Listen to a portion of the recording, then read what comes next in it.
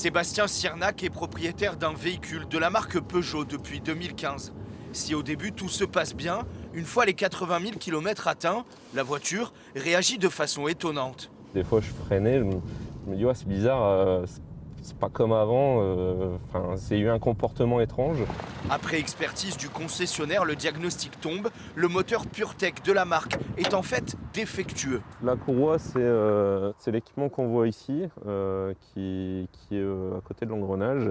Donc elle était complètement craquelée, on peut perdre l'assistance de freinage. En plus du risque, 4 500 € de réparation qui s'ajoutent au prix d'achat du véhicule neuf autour de 22 000 €.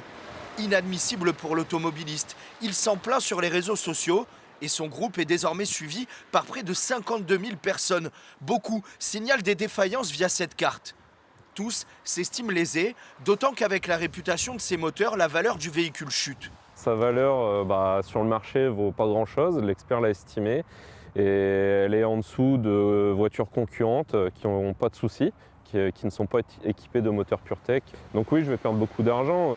La semaine dernière, une plainte collective a été déposée par 883 automobilistes, dont Sébastien, contre le constructeur Stellantis.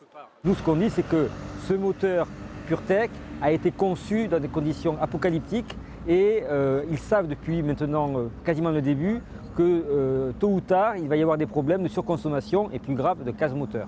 Donc c'est ça qu'il faut que Stellantis accepte de reconnaître et qu'à partir de là, elle en tire toutes les conséquences en indemnisant tous les préjudices subis. À 100%. À 100%. La bataille judiciaire commence à peine et vient s'ajouter aux autres dossiers qui entachent la réputation du constructeur.